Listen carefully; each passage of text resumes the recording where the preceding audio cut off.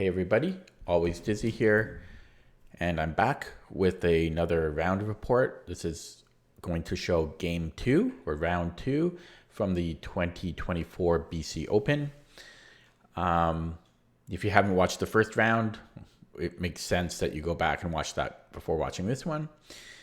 And yeah, so just as a reminder, in the first round, I lost a game. My opponent was 1300 and played very well. I missed.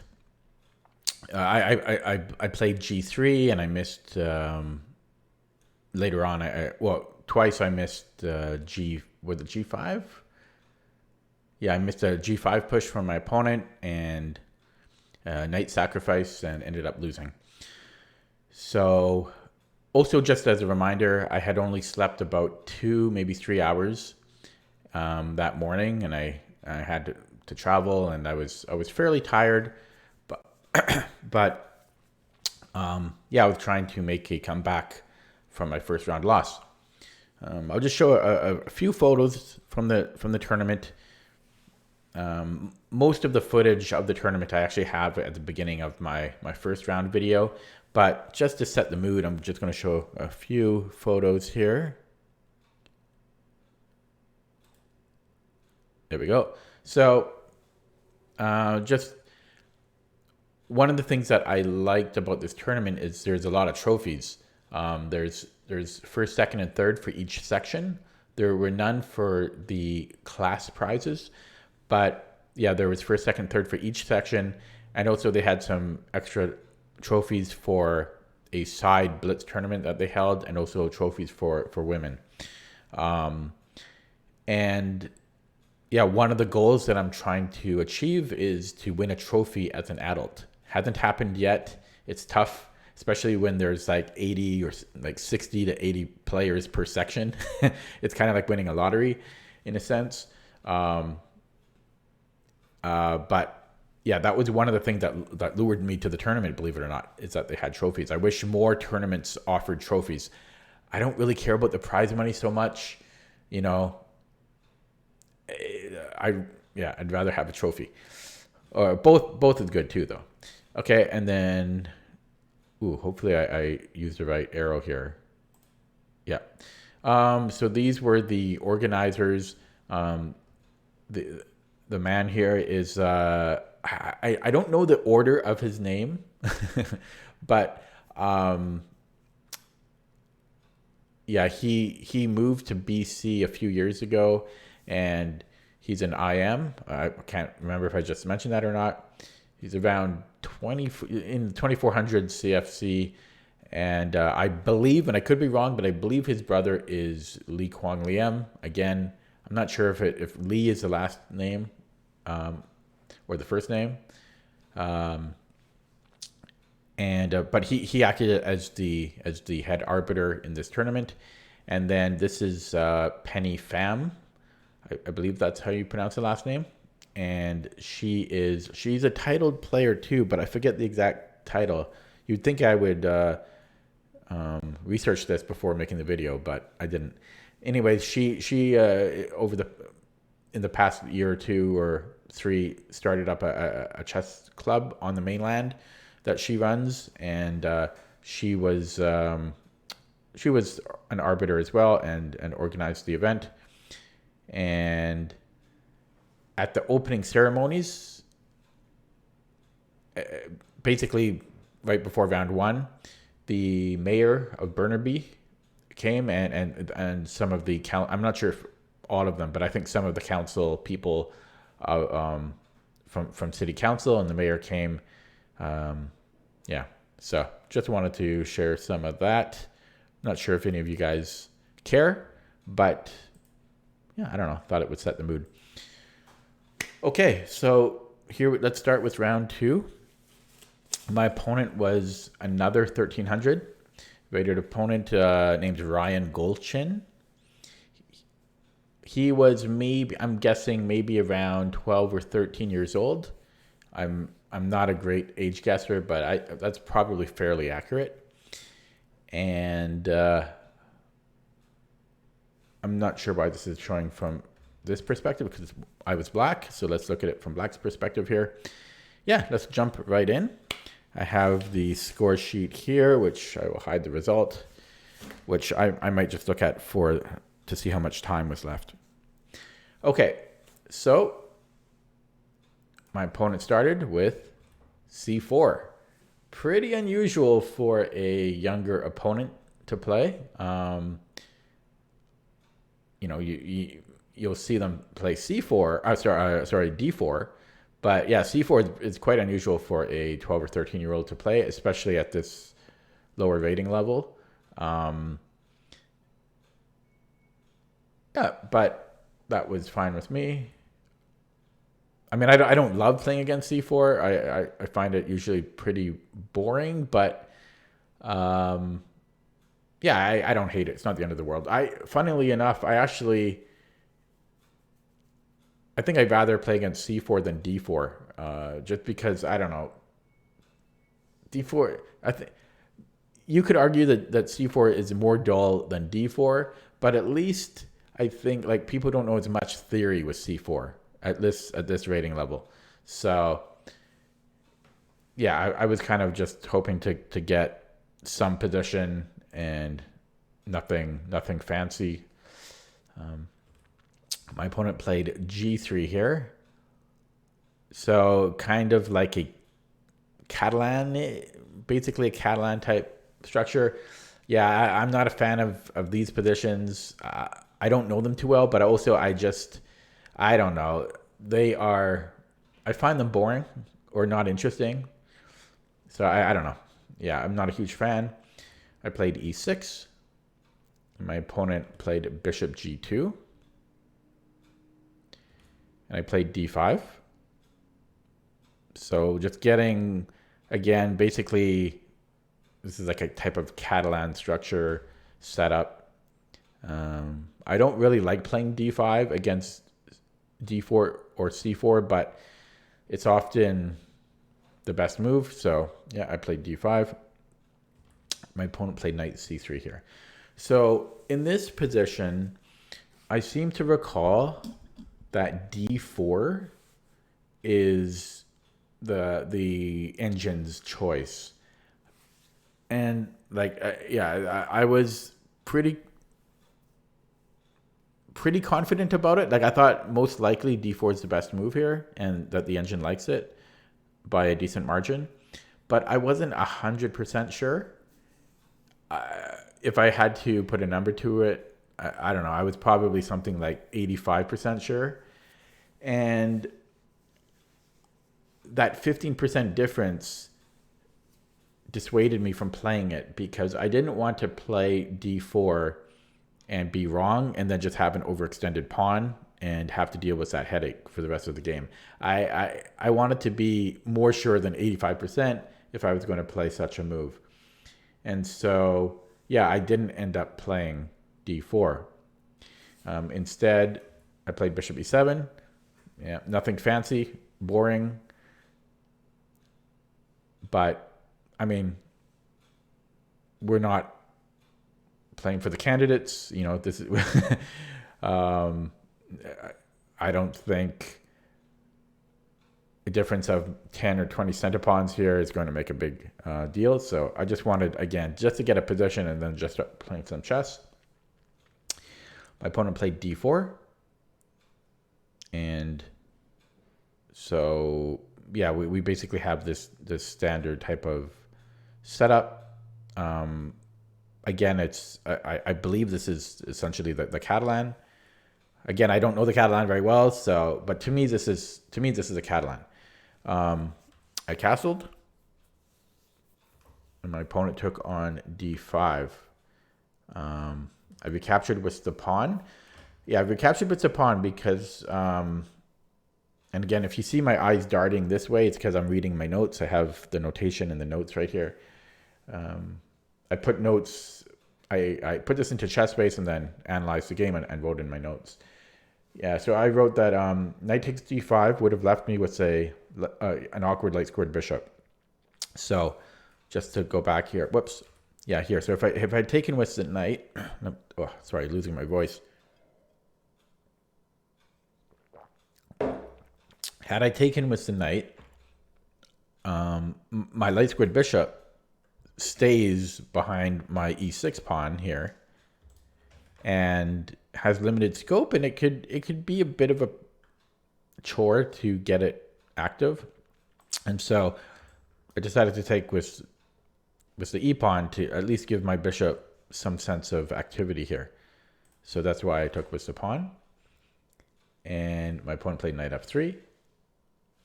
And I played rook e8. So all very straightforward moves, nothing fancy or surprising.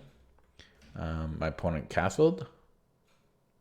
I played c6. So again, yeah, nothing to really talk about. To me, this is all very straightforward and standard. Yeah, I mean, I felt that I was fine here, but I still felt it boring. I just find these positions not entertaining. My opponent played bishop f4. And yeah, I remember thinking here for a little bit on if I wanted to challenge the bishop or play something else. Like, I think I was considering knight bd7 to f8 to g6. But at the I did end up playing bishop d6. I'm trying to remember what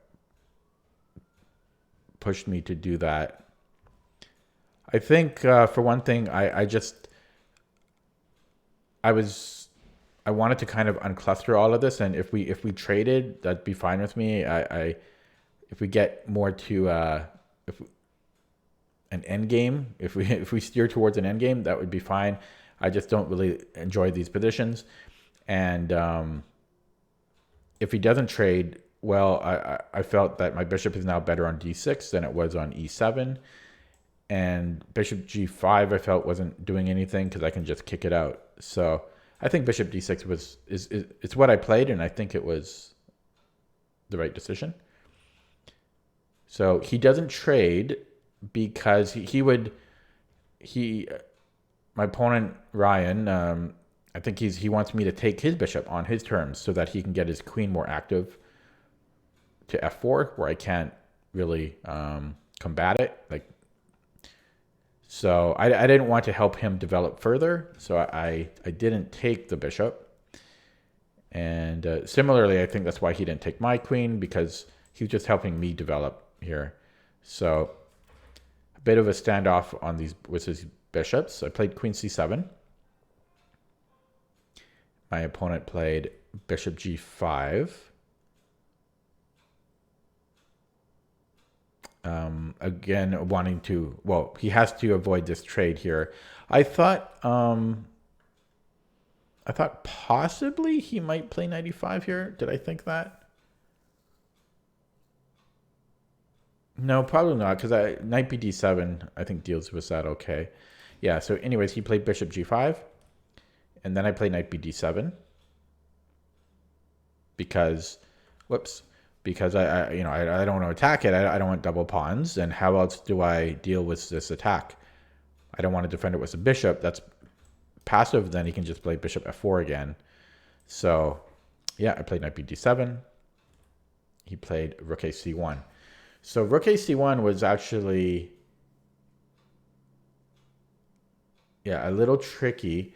In the game, I played queen b8, which is not a fun square to go to. That's an awkward square for the queen to be, making it harder for me to connect my rooks, and just being a passive square for the queen.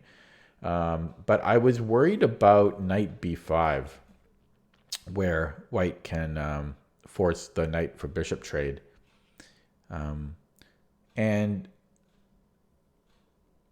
reading my notes here, I say, even so, I'm not sure why queen b8 was necessary. And honestly, I think I might have just totally missed a very simple response here, because, and it might have been from being tired, because I might have thought, honestly, that knight takes d5 was a problem. And just somehow not recognizing that it's defended. I'm not sure if that was actually going through my brain. I can't recall every exact moment of what I was thinking from however long ago this was. What was this? Not that, just a week ago. Yeah, just over a week ago. But in any case, I didn't have to play Queen B8. I could have played other moves. I see, because there's no, yeah. Like for example, I could have played A6, stopping Knight B5. I could have played A6. I didn't have to move the queen. But if I remember correctly, the computer is actually okay with Queen B8. So in any case, I played Queen B8, and my opponent played Knight H4, threatening Knight F5, which can be pretty annoying. There's like all these ideas here. And so I didn't want to allow that. So I played H6 first, kicking out his bishop. The idea being this indirectly defends Knight F5, because if bishop takes F6, I can recapture with the knight, unveiling my bishop to defend the F5 square. And if he retreats the bishop, well, you'll see what happens. So that's the other thing. If he doesn't take my knight, giving me the bishop pair and making his knight look silly, then his bishop's going to have to be very awkward, because he can't go to F4 because I can just take it and disrupt his pawn structure. And so therefore he played bishop E3, and his bishop is awkward there, to say the least, blocking his E pawn. I mean, that's the main issue with it, but it blocks the E pawn, but it can't really go anywhere. It's just kind of stuck there. So I thought I was already making good inroads at this point. And I played Knight B6. Now, I saw before I played Knight B6, I saw that he can just simply play B3, dominating my knight, so that my knight can't go into C4. But I played it, I played it anyways, because first of all, I still have to defend against White's knight going into F5. So I needed to move my knight. Plus, I felt that there might be long-term weaknesses here after B3, just because I don't know. I think I had some. Oh no, I remember. Actually, I had a nice plan here. Yeah, so I went Knight B6 first of all to stop Knight F5, and I assumed like 99% he's going to play B3. It's the only move that makes sense to stop me going into C4. And then I had this plan. Well, I'll show you on the board, because this is actually what happened. So I played Knight B6, and he doesn't play B3. Nothing else makes any sense. And yeah, so I had this half planned before I played Knight B6, and then I fully planned it out once I had this position on the board. And I played a nice little slow move here, Bishop D7.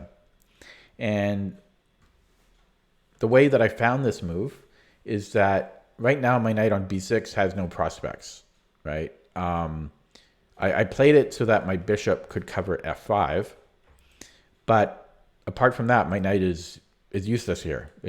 So I had the plan of rerouting the knight to C8 and like back into action to the king side with like knight D7 and knight G6, possibly to knight F5, but I can't do that immediately because again it allows knight F5. Therefore, bishop D7 first to create a hole on C8 to give my knight this travel route back home, and at the same time my bishop gets to keep coverage over F5. So I like this whole plan. I was pretty pleased with myself. And then my opponent surprised me with a move, which is a bit of a mistake. And he played F4. So I think my opponent thought that, by the way, there was no Skittles room in this tournament. Lately, there haven't been many Skittles rooms. It's just too expensive for the organizers to rent another room as well. So it's been fairly rare for there to be Skittles rooms. For those of you not familiar, Skittles room is basically a casual room separate from the tournament where people can analyze their games after with their opponent. So I didn't get any feedback like from my opponent because I didn't analyze it with him after. But I don't know. I thought maybe he was annoyed at my dark squared bishop, and so he wanted to sorry, not my dark squared bishop, but he was annoyed at his dark squared bishop just sitting there on e3. I think he hated that, and he wanted to give some room to it. At the same time, he might have been just trying to grab some more room here. But after f4, he created a lot of holes. There's now a hole on g4 and e4 and e3. These are all very weak now. You could even argue that e2 is weak.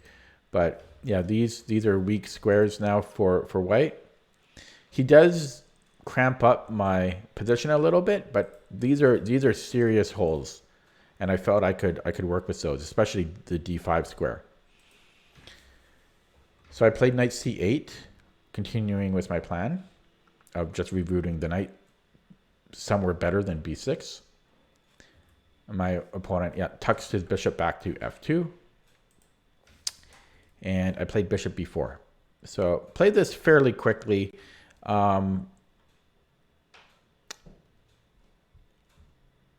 Here, I saw that white was planning to push e4 immediately or later. It doesn't. I'm not sure, but I wanted to get rid of this knight. The position is also pretty close, so my bishop doesn't have a lot of value, and he's got a lot of pawns taking away all the mobility from my bishop. So my bishop's pretty useless here.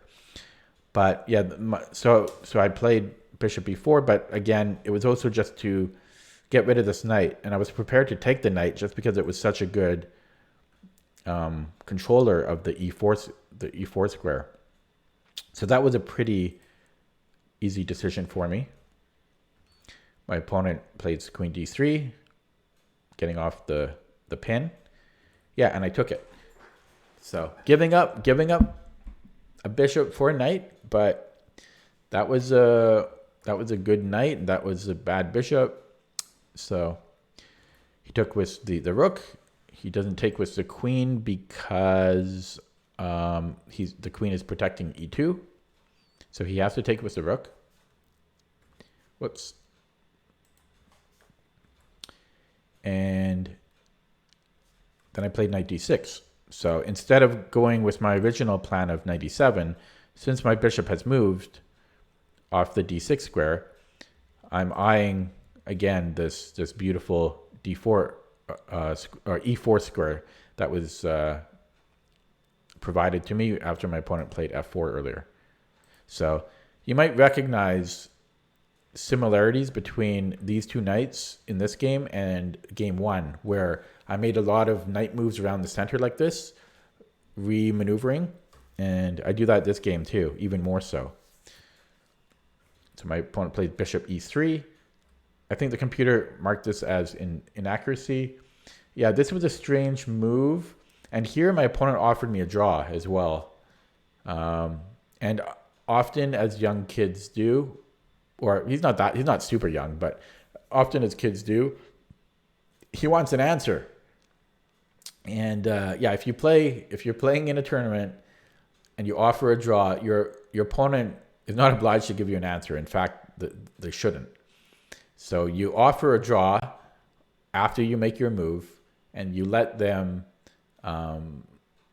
It's up to them if they will accept it or not. If they accept it, they will tell you. If not, they will make a move. But you don't demand an answer. But yeah, most kids don't know this. So he made this move, and then he offered me a draw, and then he keeps looking at my eyes because I didn't say anything. I didn't address it, and then he kept just like looking at me, and I think he might have said it again, like, do you want to draw? And then I said no. I'm very straight faced. I'm very serious, and I can't even go into my serious mode now. But no, I say no like that. Technically, I shouldn't have said that. I should have said, I haven't decided, or let me think. There's a famous incident that I have in one of my videos from years ago where I won't tell the whole story right now, but basically my opponent, very young opponent at the time, offered me a draw. I thought about it for a long time, and I said yes, and then he said no. Like, he changed his mind, but you can't do that. Anyways, that's a different story. So after bishop 3 e3, he offered me a draw. I didn't even, it was a very quick no for me. Even though this might look a little bit cramped for black, this square was just too weak. There were too many weak squares here. And my opponent was lower rated, so I taking a draw, I'm losing rating. Plus, I wanted to make up for that first round loss. So, yeah, I did not want to draw. And here I played queen c8, laying a trap. That's what my notes say here, laying a trap. I guess, okay, in hindsight, when my opponent played bishop e3, yeah, I didn't understand it at the time, but considering that he did offer me a draw, I guess he was just he was hoping to repeat. Maybe he thought the position is dead, and maybe he thought that my bishop trade was not great for me, and maybe he thought that I can't really make progress here and I'll just go to a draw. But that's not what I see. I see weaknesses. I see weaknesses here. So even the e4 pawn is a weakness. This is just all very weak for white. But yeah, I played queen c8 off, setting a trap. I'm trying to remember why I wrote that.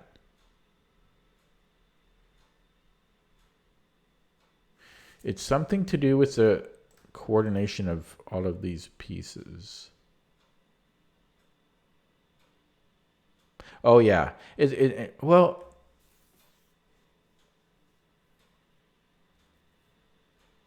yeah. So these are all very weak, everything here, and so I'll just kind of show you what happens in the game because my so-called trap kind of works out. It's not a trap in the traditional sense.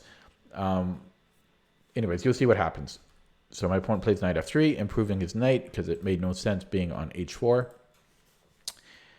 And yeah, I played bishop f5, attacking the queen. So the queen needs to move.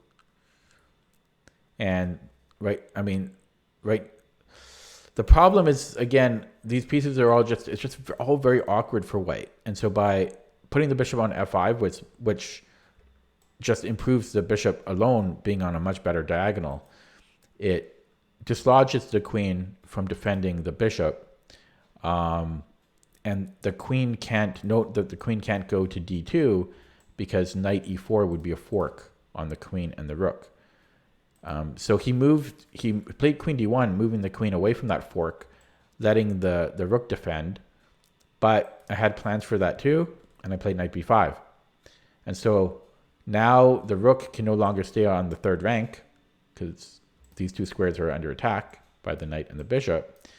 And so, yeah, this was the trap fulfilled. And I saw all that when I played queen c8. And queen c8 specifically, I think other moves were okay here too, but this had real intent because trying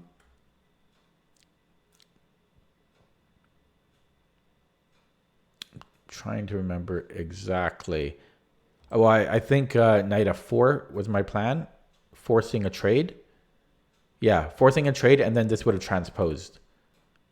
But I couldn't have done that without queen c8. So queen c8 might have been even necessary there because I can't play knight f5. So yeah, I liked my queen c8 move. This all occurred in the game. And my opponent played rook d3 because, well, there's not really any other option, right? If the rook moves, I just get the bishop free and clear. This way, he just loses the exchange. So I took the rook. He recaptured with the queen to maintain his pawn structure. And I played knight d6. So it's the second time I played knight d6 this game. And again, from what I said earlier, very similar to the first game where I made a lot of these knight repositioning moves. Again, I was just eyeing the d5 square, which was very weak. And I was in no rush here, and my knight also had no prospects on the b5 square. So just improving the knight, taking my time. My opponent played bishop d2, probably hoping to play e3, I'm guessing. And I played queen f5, offering a queen trade because I am up the exchange. The position is closed for the most part. It's pretty closed. So my knights are shining here.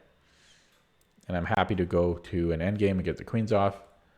He did accept the trade, and I recaptured. And he played this bishop h3. Hard to suggest much else. I think the computer was fine with bishop h3. And I went back to knight d6. This was my third time this game playing knight d6. But I'm very comfortable with repositioning my knights like this. Because I am making progress. I'm making slow progress here. My opponent played bishop b4. And around this point, I can't remember the exact move, but around this point, my opponent, again, he might not even be 13. He's probably maybe 11 or 12. And he could even be younger. I'm bad with ages. He's probably not 13. Yeah. Maybe 11 or 12. And anyways, he kind of leaned in a little bit and like whispered to me, and he said something along the lines of, excuse me, do you mind if I go to the bathroom? And I think someone asked, I think I had a player ask me that once before, but yeah, it's like, my heart broke when I heard that, and I immediately said, like, of course, I already went twice. I had already gone up like twice to go to the bathroom, and yeah, he asked me. So very very polite kid. I don't know. Maybe he was concerned that I thought that I think like he's leaving the playing room to cheat or something. No, I actually had someone else in the tournament, one of my opponents later on, like show me his, I don't know what it's called, like glucose monitor or something, I think, like for diabetes. And he said something like, this is my glucose monitor. If I check it or something, or if it beeps, actually he said like, I'm not going to check it all game or something, but he had it with him. But yeah, people are very transparent about like not wanting to appear as cheating. So anyways, yeah, he asked me for permission to go to the bathroom, and I'm like, yeah, go. I felt bad that he had to ask me, but yeah, he was very polite. So I played knight e4. I can't remember if I had specific ideas in mind.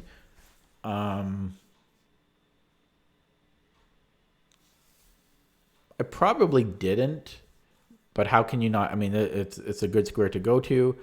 I think I was just wanted to get the knight on e4, and then I was probably going to work on expanding on the queen side here.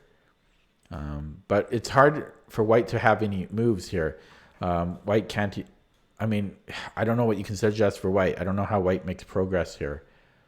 So I was in no rush. My opponent plays knight e5, but it's no harm. He's not threatening anything. If he infiltrates, like there's nothing that he can do like that really bothers me. Like everything is controlled. I played a5. Yeah, just starting to expand on the queen side. He retreats, and I played a4. So I didn't. Yeah, I wanted to. Now that he blocked his rook from being able to defend, I wanted to really start to get some action going immediately. I know I said I was in no rush, but this is a good time to strike. So I played a4, and had he didn't in the game, but had he played b4, I didn't actually have a specific plan. I'm thinking now what I would do.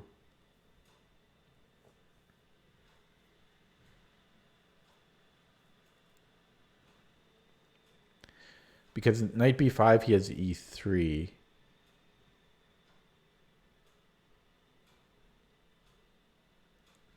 I'm not sure. I guess I would have figured something else. But knight b5 is still interesting because if e3,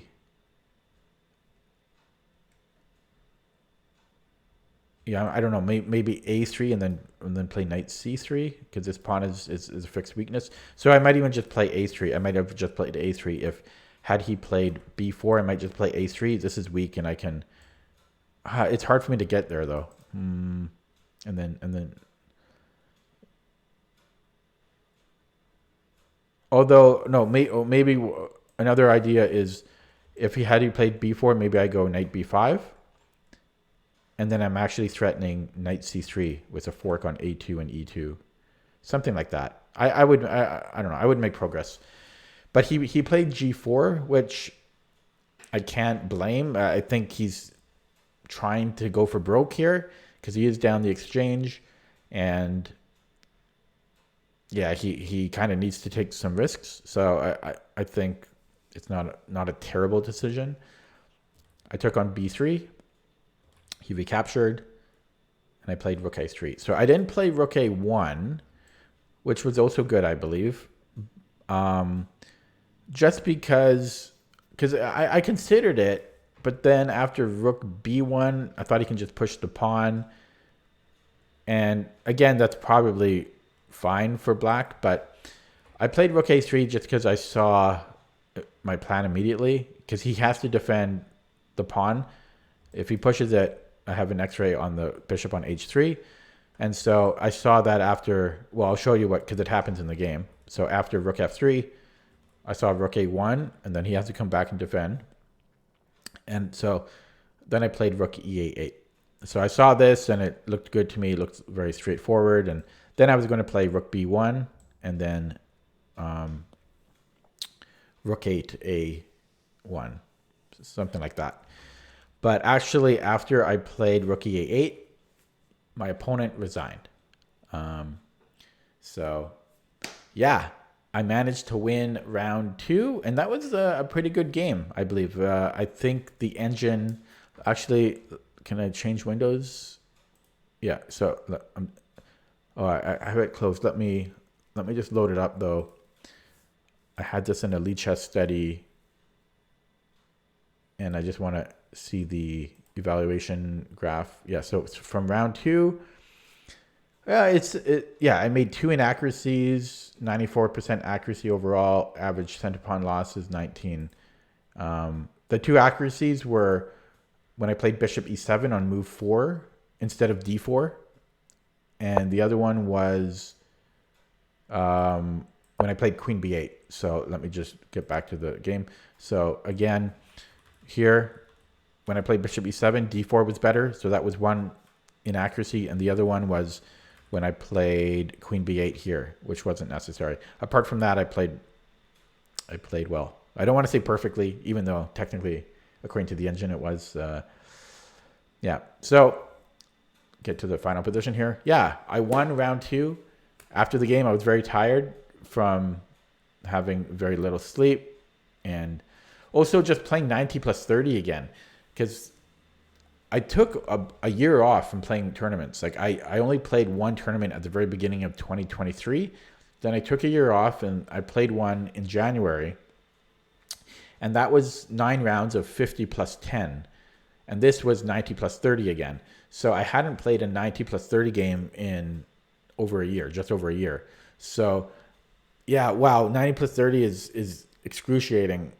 I actually really kind of like 50 plus 10. I only played one tournament of it, but it's kind of a nice mix of not being too slow and not being too quick.